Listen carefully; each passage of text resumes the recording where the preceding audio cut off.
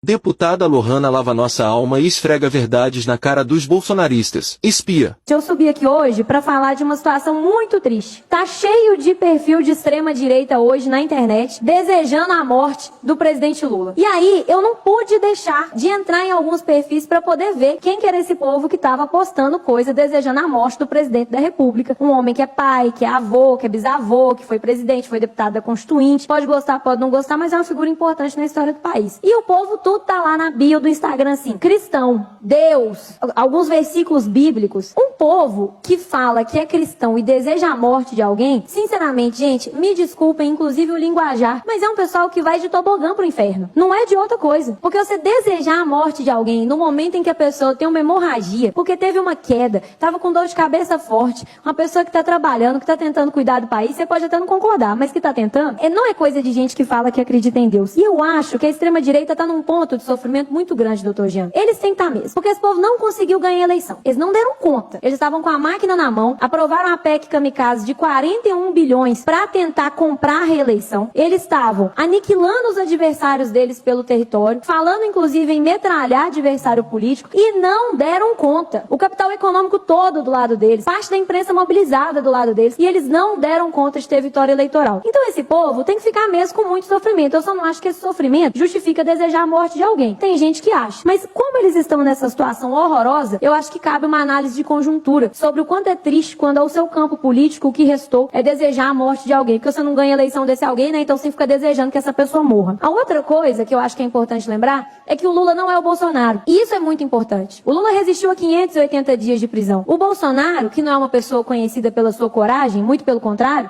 é conhecido por ser bastante acovardado, já tem dito sobre procurar asilo numa embaixada, caso seja preso. Ele já tem dito isso. Um cara que nem sequer sabe ainda se vai ser condenado, já tá falando abertamente que vai procurar asilo em embaixada. Enquanto a gente sabe muito bem que o Lula teve oferecimento de vários países para poder receber asilo político. Não é se esconder em embaixada, não. É receber asilo político, virar cidadão desses países, ser respeitado, trabalhar politicamente lá. E ele não foi. Ele ficou aqui por respeito às instituições, foi preso durante 580 dias, saiu e ganhou a eleição para presidente da República. Então a gente não tá falando de um homem frouxo, de um homem acovardado, de um homem pequeno. A gente tá falando de alguém que, concordando ou discordando dele, é alguém que tem estatura para ocupar a cadeira que ocupa. Não um Zé que tava lá por causa de um acidente histórico. E a outra coisa é que esse povo precisa mesmo ser questionado sobre a fé deles. E quem tá falando aqui é uma mulher católica. Essa turma que falou que o erro da ditadura foi torturar e não ter matado. Essa turma que defendeu que foi contra o fim da escravidão e foram parte dos responsáveis, inclusive, pelo Brasil ter sido um dos últimos países a acabar com essa coisa horrorosa que foi a escravidão no nosso país. Esse povo, se chegasse na porta do céu, eu acho, se eu fosse um mosquitinho para poder estar lá voando e saber, que iam tomar uma portada na cara. Porque isso não é comportamento de quem conhece as leis de Deus. Isso não é comportamento de quem fez catecismo. Isso não é comportamento de quem frequentou algumas missas na vida. Não precisa nem ter ido em muitas. Se esse povo é cristão, se esse povo defende Deus, vocês me desculpem, porque o que eu acho é que eles estão cavando o caminho para descer de tobogã pro inferno. Então eu queria dizer isso aqui, porque eu acho que é muito desrespeitoso desejar a morte de alguém. Todos nós deveríamos nos unir. Se não em oração